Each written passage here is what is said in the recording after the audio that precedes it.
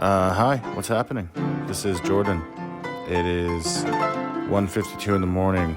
I'm actually not in Chicago. I'm out in the burbs, so I'm a little out of town right now. So I'm recording this on the go. Just had to stop in the middle of watching this movie and just jot some thoughts down. Deep Water, Hulu, and Fox Searchlight, I believe. I was extremely confused.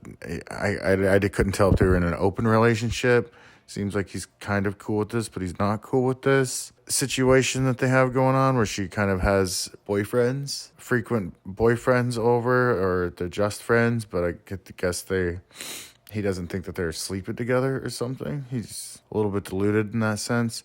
But this is just what I'm gathering from the first half of this movie. And I just wanted to stop before I got too far, before I even finished, to see if there was enough substance here to continue to go forward and even finish this movie. In the beginning, there's this party scene, and Ana de Armas is extremely drunk or something, and Rel Williams, I think, runs in. He's like, man, you got to come and get your girlfriend. She's real drunk. And Ben Affleck goes in the other room. She's standing upwards on the piano, and it just starts playing a little number. And the whole, she gets the party to sing along to a drunken piano melody. It was quite strange. Also, Ben Affleck goes full alpha beta cuck in this.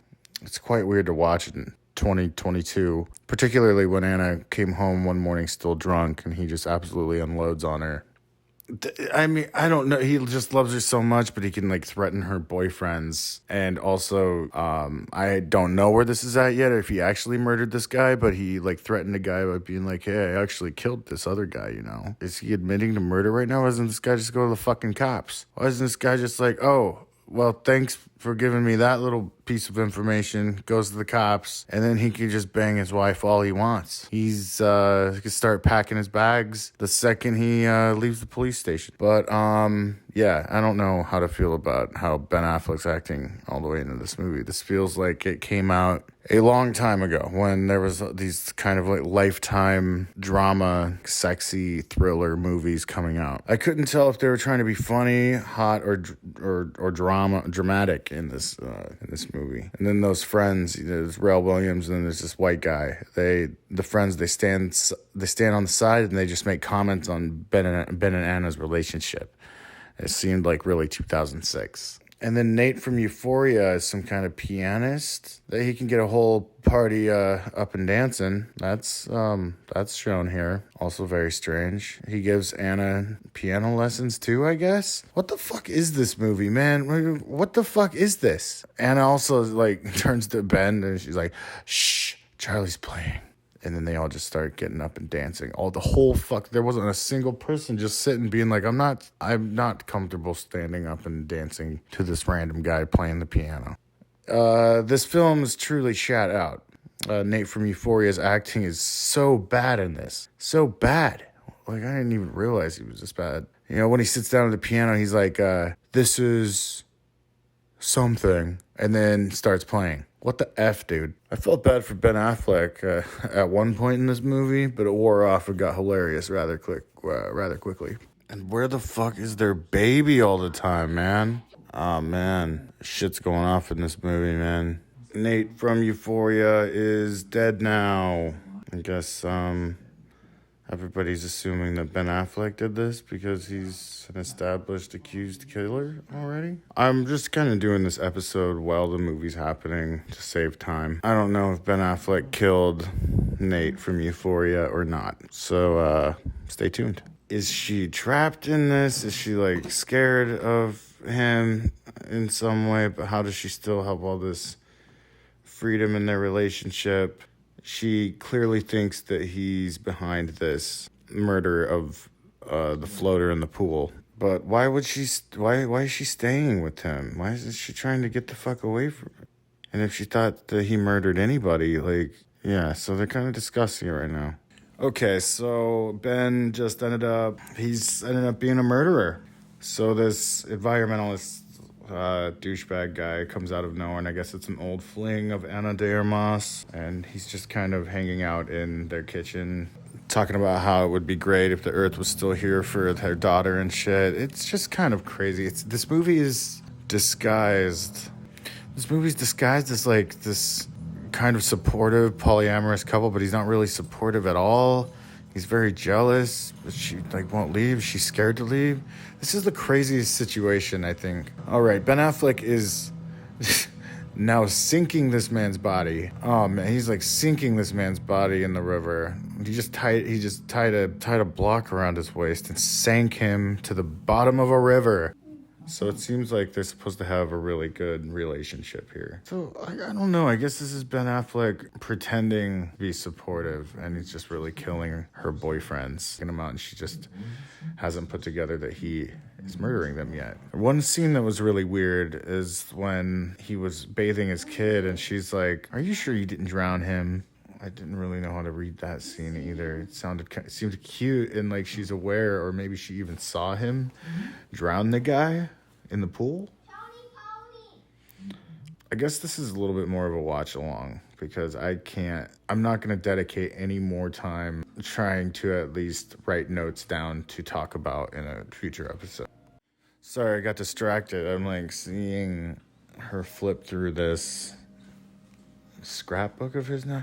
This is fucking weird. Now it's like getting all romantic. He just got done murdering a guy. He sank a guy in the river. He sank a fucking dude in the river. What is this shit? It's just really weird to me how he's trying to play this. Oh, wow. See, now the body's floating up the river that they're fucking playing at. He's fucking playing with his daughter at this river, and he's also having flashbacks at the same time. This is such a horrible movie. So she's in love with him again. All he had to do was show her that shitty scrapbook, and he's in love with her again. Oh, wow. It's just... It might be like they're trying to go for this like 50 Shades of Grey thing right now. Oh God, there's like some major. Hold on, were they trying to express that he's kind of pathetic at sex, and why maybe she goes and tries to find other men, and she's trying to fulfill her need, and he's just not. He doesn't fulfill her. So now he is also the body is coming up to float. I guess that is actually happening in real life, and it's just. So he's trying to hide this fucking body right now. So I finally was able to finish this movie. And where I left off was Ben Affleck was trying to sink the body with a stick. And there's somebody watching him up on the hill, which turned out to be the writer guy. Of course, it's the writer.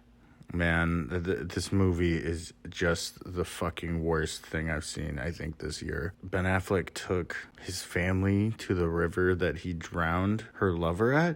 I'm starting to think that this is kind of like a sick game that they have together, to where it's kind of like a cat and mouse. Like I'm kind of trying to get away, but I kind of don't want to get away. And considering that they had that really long, like, they fell back in love montage scene towards the end, and it was really confusing because I was like, oh, they've rekindled their love again out of nowhere, and what's going to happen? She's going to find out that he killed her other boyfriend. And so the thing is, it's all still suspicion. She has no idea that he actually killed anybody, I think is what they're trying to write out on, which is complete fucking bullshit. He's threatened enough people here. He's had enough word of mouth, and he's had enough rumors around him, whereas people wouldn't even be letting him go to like social events. Like through this whole movie, he's just been hanging out, and people have been sticking up for him, and people really don't believe that he did it. And it seems like the only one that believes that he is a murderer is this writer guy. He's trying to hide the body. The guy asks him what he's doing. He sees that he's got a body. He sees that he's got a body there in the river. He runs away, and then he gets in the... It was funny the way he got away, and he's just like, fuck you, you fucking weirdo, you're going to jail. It was all just so fucking stupid. This whole movie was so fucking stupid. And so he's like driving away, and Ben Affleck's chasing him down on a bike, and he's even heckling him for chasing him down on a bike. Is texting his wife like what's going on as he's driving, and he's like, you're not gonna believe this. There's a book behind this one. Anyways, he crashes and very much dies, I suppose. And then they leave it at that. and then Ben Affleck comes home. Like, they just show him crash, and there's no outcome. There's no showing what happened afterward. Ben Affleck comes home on the bike, and it's Ana de Armas sitting there staring at him on the in the stairwell, like we saw in the beginning of the movie, which I didn't know was going to be a flashback anyways. This whole movie was just so fucking poorly structured. And in the meantime, it's showing Anna's character with the daughter. They're packing up, getting ready to leave because she snuck into his greenhouse and then found the wallet of her ex-lover, or her current lover now, that is obviously missing, but she's rekindled her love with her husband, so I guess that doesn't matter anymore. I don't know what any of this meant. So it just, the last scene is showing her burning the wallet of her lover. She's accepting her life with the child, because it showed the kid earlier throw the suitcase into the water, the suitcase that they were trying to run away with, saying she didn't want to leave. So in that moment, Ana de Armas is like, oh, this is the man I want to be with. This is a family. You know, it's like they accepted all of their flaws at that moment. But I'm still confused. I didn't know if it was like a Hannibal Lecter and his therapist kind of thing, like in the show, where it was kind of a game, and they would seduce people into the house and then, you know, kill them and eat them. And then I really didn't know what to think of it. It seemed like the kid was involved too. It was like almost like the kid, Ben Affleck, and Ana de Armas were all involved in this little murder escapade. So that's my thoughts on this movie. Deep Water with Ben Affleck and Ana de Armas was so bad. I'm really mad that I wasted my time and watched this. I really actually don't even want to release this as an episode, but since I have already recorded it on my phone, I'm going to just do it. I don't recommend this movie, even if you're out of shit to watch.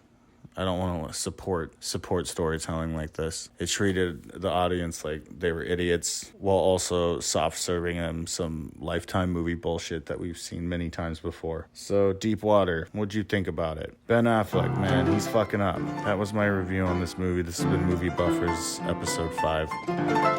I'll see you next time.